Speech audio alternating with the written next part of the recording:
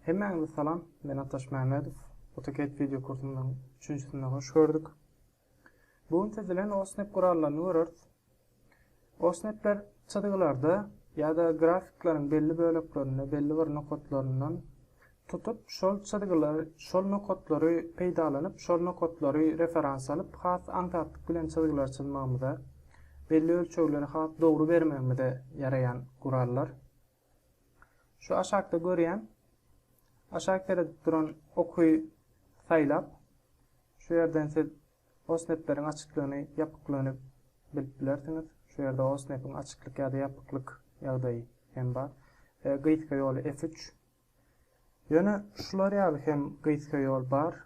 Klawiaturaňyzdan O, S, Enter diýen ýagdaýyňyzda OSNAP menusyna girer. Şu yerde görüşüňiz ýaly F3 gyýtka ýoly. Häzirlikçe Geometrik Center yaptım. Bir baştan başlaýyn. Endpoint açtım. Endpoint çadygylaryň iň soňky nokadyny tutmany, iň soňky nokadyndan başlap ýa-da iň soňky nokadyny birinji ýa-da iň soňky nokadymyzy baryp ýelmeşmesine kömek edýär. Şu ýerden bir dört turşuk çizdim we geldim. Circle'laýdym. Şu ýerde görýän bolsaňyz üstüne biraz mouse'umy saklandan soň nokadym endpoint ýargysy çykdy. Bu endpoint OSNAP'yny aňlatýar. Şu ýere geldim. Ýüzleýdim, enter diýdim. Radiusy 100 bolan bir circle çizdim. Ýene geldim, şu ýere ýüzleýdim. Enter diýdim. Enter diýdim. Enter tuttum, enter. Gören bolsaňyz şular ýaly bir AutoCAD'in bize bir kömekçi tarapy bar. Şu ýerde birinji circle'ymy, birinji töweregimi çyzandan soň ikinjiyi çizdim we üçüncüde, dördüncüde hiç ýyl ölçeg bermedim. Eger birden kän circle'lar ýygyderli şol bir ölçeglerde çyzmaly bolan ýagdaýyňyzda göni saýlap, siz göni saýlap öňden beren ölçegiňiziň ýene bir gedek gaýtalanmasyny döredip bilýäňiz. Geldim. Ya da kıyın bolmasın. Hem düşünüm antatlı olsun. Olsa enter diýdim. Midpoint. Midpoint adından belli olşaýaly orta nokady aňlatýar. Circle diýdim. Şu ýerde görüşüňiz ýaly midpoint ýagdaýy görünýär. Şu ýere geldim. Enter diýdim. Enter. Enter. Enter. Tuttum. Enter. Ve şu ýere bir şar. Midpoint bilen diňe ýani göni geometriýalaryň dälle şu hili ýaýlaryň hem merkez nokadyny saýlap bilýäňiz. Meselem şu ýerden biz şu ýaýyň orta nokadyny bilýäs we şu ýaýdan başlap çydygy çyzyp bilýäs. Geldim. Delete bastym. Olsa enter diýdim.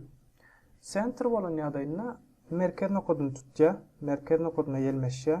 Açdym we şuları häzirlikçe bozdum.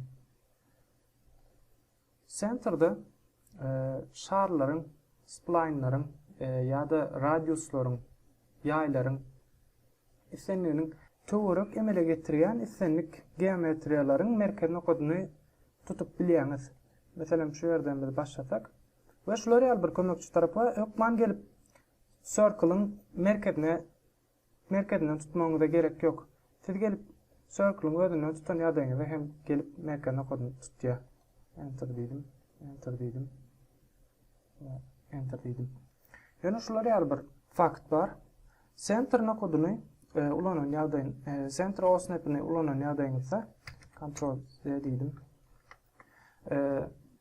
Çadygylary getirip de siz ýene de merkez nokadyny tutup bilersiňiz. Sebäbi mundan soňky görjek OSNAP'lerimiz bilen center OSNAP'y ikisi bile açyk bolan ýagdaýyna gelip çizgiň üstünden hem tutup biler.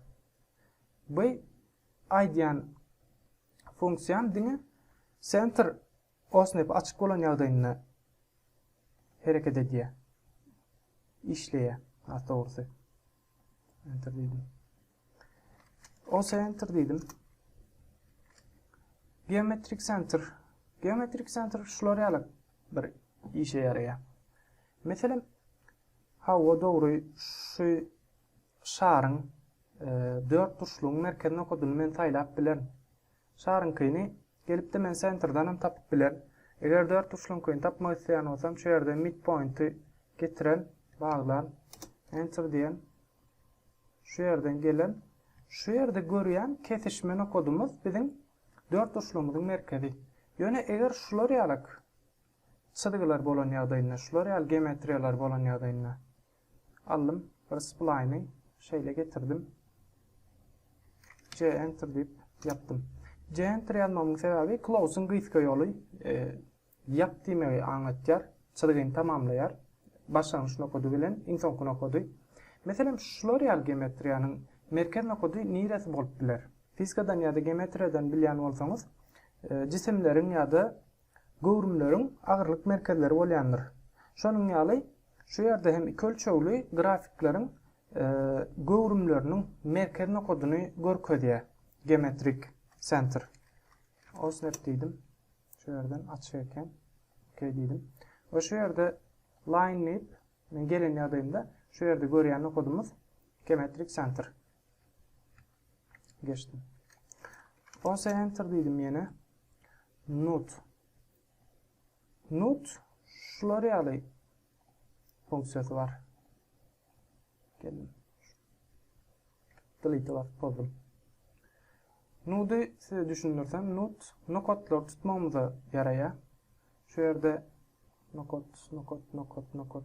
Siz aslında has görmeýän bolup bilersiňiz, ýöne şu ýerde ýanky saýlan nokotlarymda bir tane nokotlar bar. Şu ýerde görýän bolsaňyz, mausumy üstüne erten ýagdaýymda şu ýerlerden tutmany kömek etdi. Ýöne şular ýaly bir kynçylygy bar.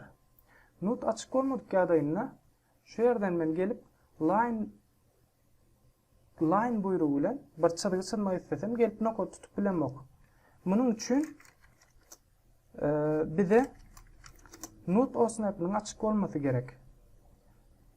Şondan soň biz gelip isleýän nokodumyzyň üstüne baryp çyzgylar çyzyp bilýär. Node'lary hem şu ýerden utilities'in aşağıdan point style'dan nokotlaryň görünüş şekillerini ütküdip bilýäňiz. Şu hil bolsa size has hem görünür.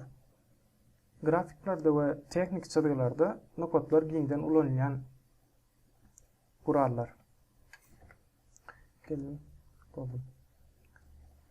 Her gereklen üçin şu ýerden aşağı bilen osnap aslında. Quadrant düşünürsem, geldim şu ýere circle diýdim. Quadrant türkmençe kvadrat bolýar.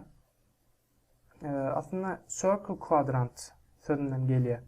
Ýagny 4 şaryň töweregiň çäregi diýen manyny berýär. Şu ýerde görýän bolsaňyz x çyzgysy we y çyzgysy. Size has düşnükli bolmak üçin men şu nokotdan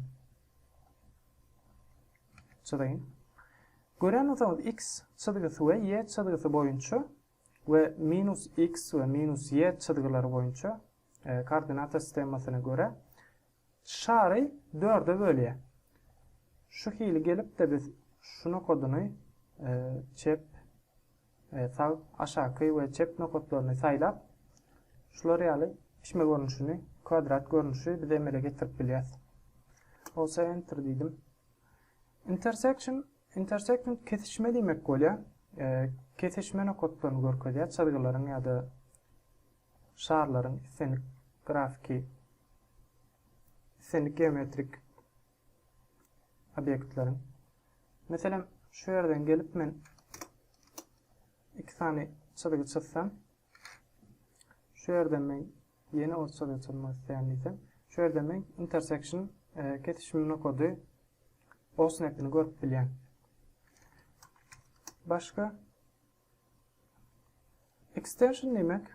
Extension bir çyzgynyň ýa-da isenik bir şaryň dowamyny uzap gidýän urny, uzap gidýän urnundan çyzgy çizmek istesek.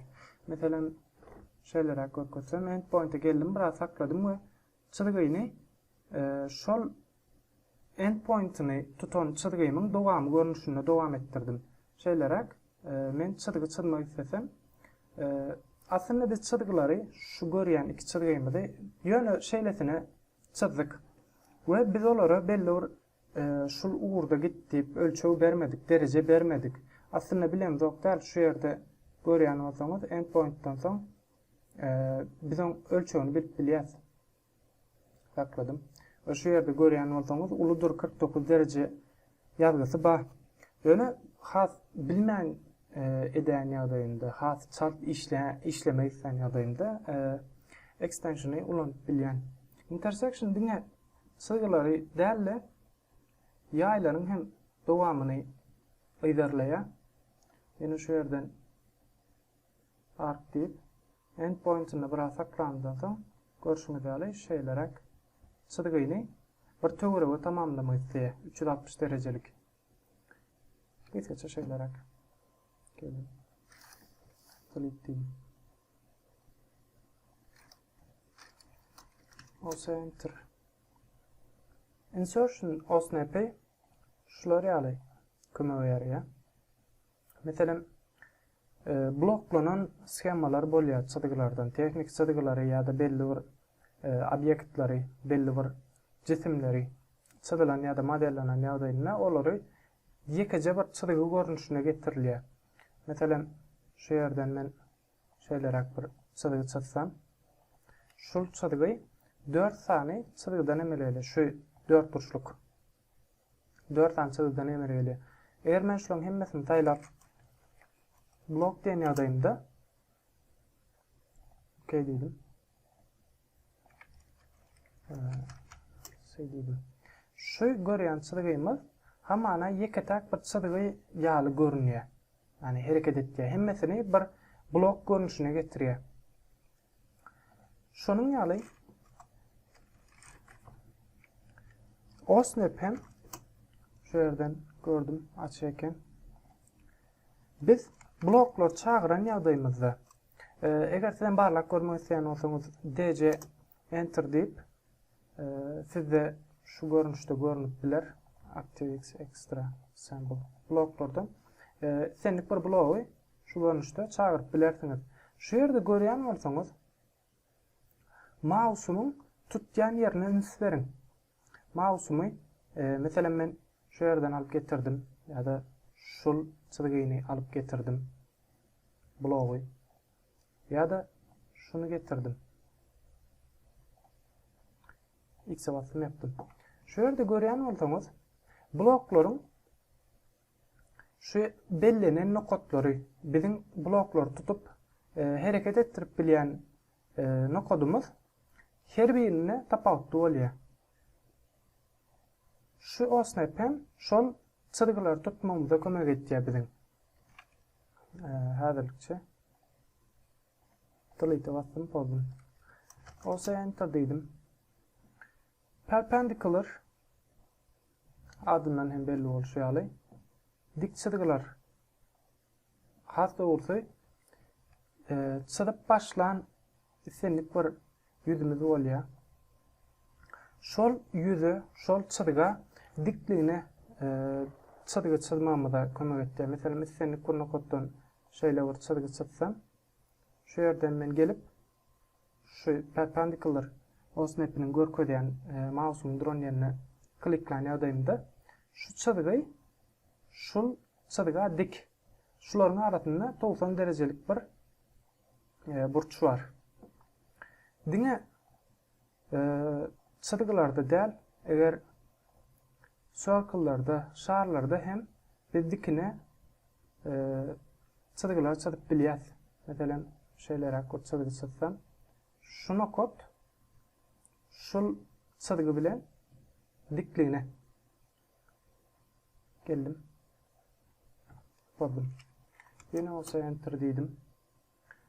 Tangent çyzgylar we şarlar, töwerekler arasynda bolýan bir osnap. Meselem şu ýere men 2 sany çyzygy çyzdym, şar çyzdym. Şeýlere bir çyzygy. Şar. şuların arasındaki şu yerde gören olsanız kuadrant bir minut men yapayım. Hadi clear all dedim. Tangent açtım diye. Şu yerde men line ýagdaýynda şu yerde görýän çyzgylarymyz şaryň üstünde hereket edýän töwerek kiçijek şar çagat. Şol tangentin osnepini görkezýär. Meselem şular arasyndaky çyzgy, meselem isenlik bu nokodyna baryp saýlan ýagdaýynda täzeden enter diýdim. Şu ýerde men şu nokody saýladym. Ýa-da şu nokody saýladym.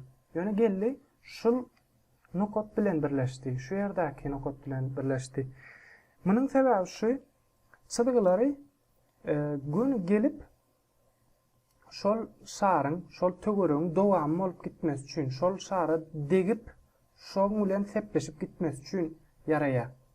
Meselem şu ýerde görüşimiz ýaly. Şular arasynda tangent diýdim. Şular arasynda. Meselem şu ýerine taýlan ýagdaýynda şular arasynda taýlady. Görüşüňiz ýaly, her arasyndaky çyzgylary dowamy bolup gitjek görnüşde öz saglaýar. Esasy bilmeli osneplerden biridir. Hasa mehanik inženerçilikde ulanýan köp çyzgylarda, köp maşinlaryň ätýaşlyk şaýlaryna köp ulanylýan ätýaşlyk şaýlaryny dizayn edilen ýagdaýyna, çyzylan ýagdaýyna teknik çyzgylaryny köp ulanýan osneplerden biri.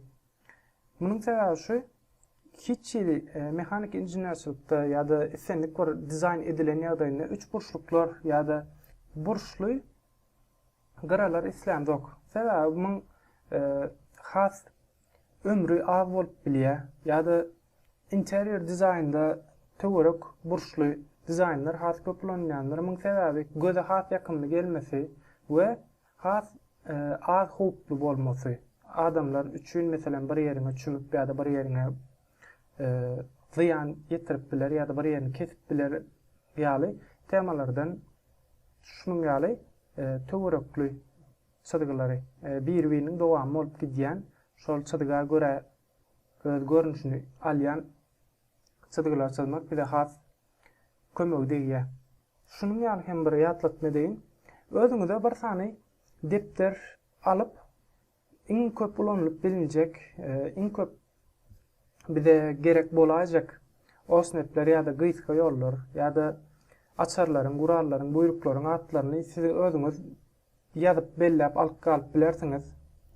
Ýa-da videolary men birinji videoda da aýdyşmýaly, özüňize ýükläp alyp kompýuteriňizde ýa-da telefonuňyzda saklap gerekli bolan ýagdaýynda AutoCAD'y ulanyp başlan wagtyňyzdan soň ýadyňyza düşmedik ýerlerini şu görnüşde hem täzeden videolary açyp dowamyny hem görüp bilersiňiz. Bu siz üçin has gowy bolar. Sebäbi hemme zady birden ýakda saklamak mümkin näl.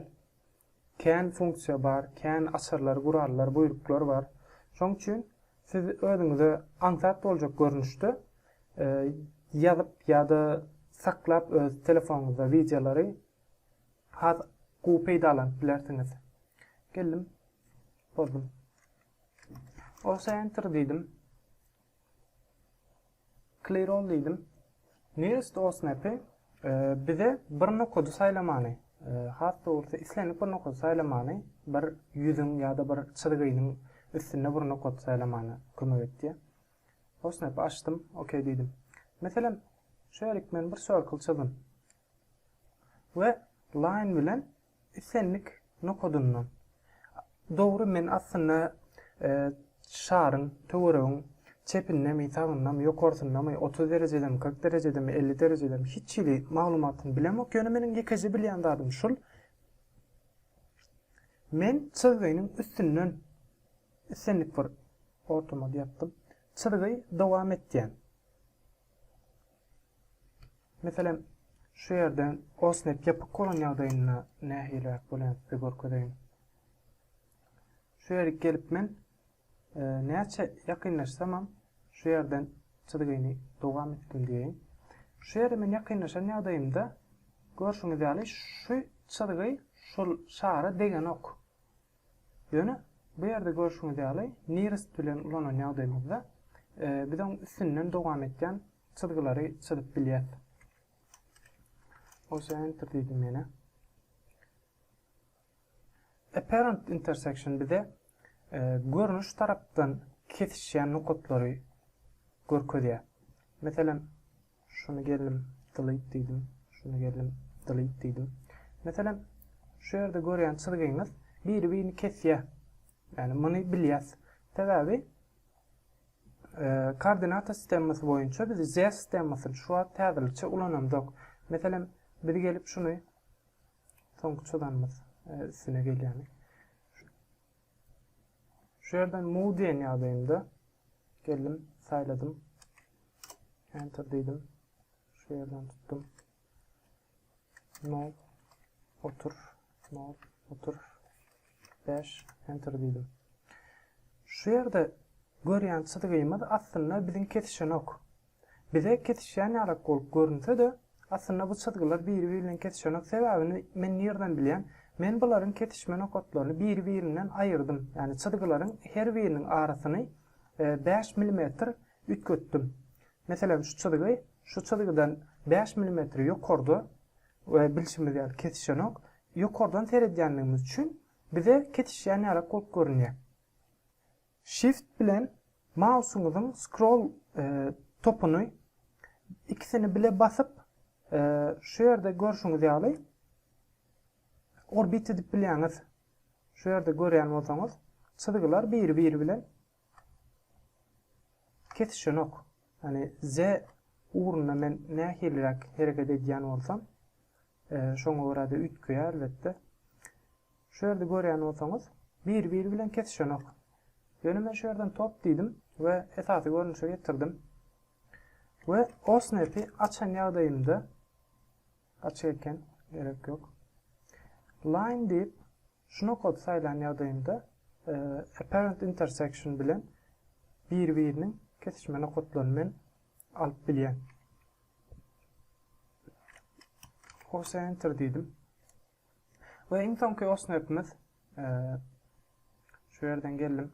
Çyzgyn bozdum. Yani şunu bozaýyn. Line diýdim.